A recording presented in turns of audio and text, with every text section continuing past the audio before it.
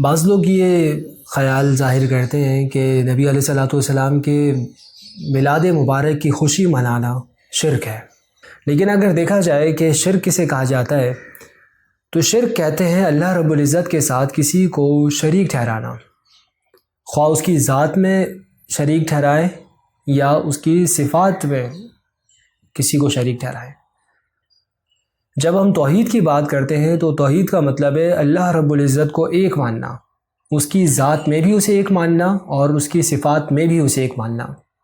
ذات میں ایک ماننے سے مراد یہ ہے کہ جیسا وجود رب ذوالجلال کا ہے، جیسی ذات اس کی ہے ایسی ذات کسی کی نہیں ہے، وہ ہمیشہ سے ہمیشہ تک رہے گا، اسے کسی نے پیدا نہیں کیا، وہ مستقل بذات ہے، اس جیسی ذات کسی کی نہیں ہے۔ یہ مطلب ہے ذات میں ایک ماننا، اس جیسا کسی کو ذات کے اعتبار سے ایک نہ ماننا۔ اور صفات میں ایک ماننے کا مطلب یہ ہے کہ جیسی صفات رب ذوالجلال کے پاس ہے ایسی صفات کا مالک کوئی اور نہیں ہے۔ سنتے ہم بھی ہیں اور سننے والی ذات رب ذوالجلال کی بھی ہے، لیکن ہمارا سننا اور ہے، خدا کا سننا اور ہے۔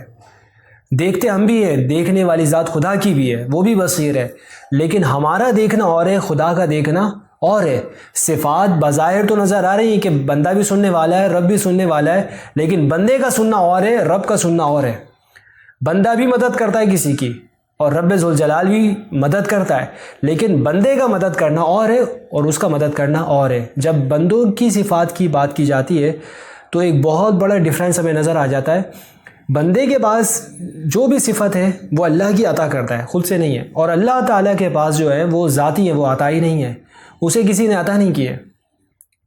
بندے کے پاس جو صفات ہیں وہ عارضی ہیں، ہمیشہ نہیں رہیں گی، فنا ہو جائیں گی، اور اللہ رب العزت کے پاس جو صفات ہیں وہ چونکہ اسے کسی نے دی نہیں، وہ اس کی ذاتی ہیں، اسی لیے وہ فنا ہونے والی بھی نہیں۔ جس طرح اس کی ذات ہمیشہ سے ہمیشہ تک رہے گی، نہ اس کی ذات کو فنا ہے نہ اس کی صفات کو فنا ہے۔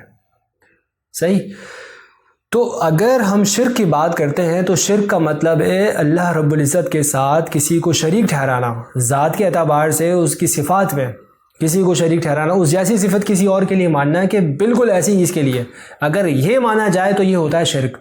اب آ جائیں اس موضوع کی طرف جو میں نے شروع میں کہا کہ ولادت مصطفیٰ صلی اللہ علیہ وسلم کی خوشی منانے کو جو شرک کہا جا رہا ہوتا ہے، یہ شرک کیسے ہو سکتا ہے؟ ولادت کا مطلب ہی پیدائش ہے، اور یہ صفت مخلوق کے ساتھ خاص ہے۔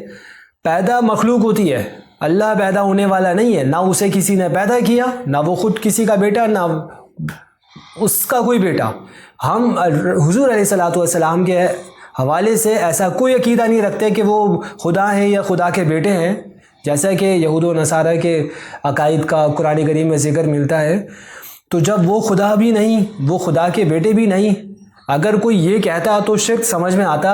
ان کی ولادت کا اظہار، باقاعدہ اعلان اس بات کا ثبوت ہے کہ ان کو مخلوق بنا جاتا ہے، اور جو کہ صرف پیدائش، ولادت مخلوق کی صفت ہے۔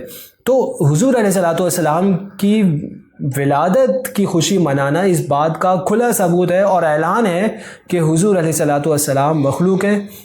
اللہ کے رسول علیہ الصلوۃ والسلام اللہ کے حکم سے اس دنیا میں تشریف لائے۔ وہ خدا نہیں، بخدا نہیں، وہ خدا سے مگر جدا نہیں، وہ کیا ہے مگر وہ ہیں کیا نہیں، یہ محب حبیب کی بات ہے۔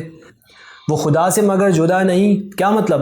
اللہ نے کلمے میں بھی اگر دیکھیں تو اللہ کے نام کے ساتھ حضور علیہ الصلوۃ والسلام کے نام مبارک کو ساتھ رکھا گیا ہے۔ تو اللہ کا نام اور حضور کا نام ایک واو کے فاصلے کے ساتھ بھی ذکر نہیں کیا گیا۔ قرآن کریم میں جہاں اللہ نے اپنی اطاعت کا ذکر کیا، ساتھ رسول کی اطاعت کا بھی ذکر کیا۔ تو وہ خدا سے مگر جدا نہیں، اطیعوا اللہ و رسول، اللہ کی اطاعت کرو اور رسول کی اطاعت کرو۔ عبادت کی جہاں تک بات ہے تو عبادت میں کوئی اس کا شریک نہیں ہے، عبادت صرف ہی اسی کی جاتی ہے۔ تو یہ تھا وہ کانسیپٹ اور ان غلط فہمیوں کا ایک جواب جو کہ عوام الناس میں پھیلائی جاتی ہیں، نہ جانتے ہوئے یا جانتے ہوئے، اس بات پر میں کوئی کمنٹ نہیں کر سکتا۔ اللہ رب العزت ہمیں حضور علیہ الصلوۃ والسلام کی کامل اتباع و اطاعت کرنے کی توفیق عطا فرمائے۔ میلاد مصطفیٰ صلی اللہ علیہ وسلم کا جو اصل پیغام ہے وہ یہی ہے کہ جو شریعت مبارکہ ہمیں حضور علیہ الصلوۃ والسلام کے ذریعے اور آپ کی وساطت سے ملی ہے، ہم اس کو اپنی عملی زندگی میں لائیں۔ یہ اتنا کر لینا کافی نہیں ہوگا کہ اگر کسی نے خوشی کا اظہار کر لیا تو جناب سارے گناہ معاف ہو گئے اور اب تو مسئلہ ہی نہیں ہے، اب نمازیں بھی چھوڑ جائیں۔ ایسا کچھ نہیں۔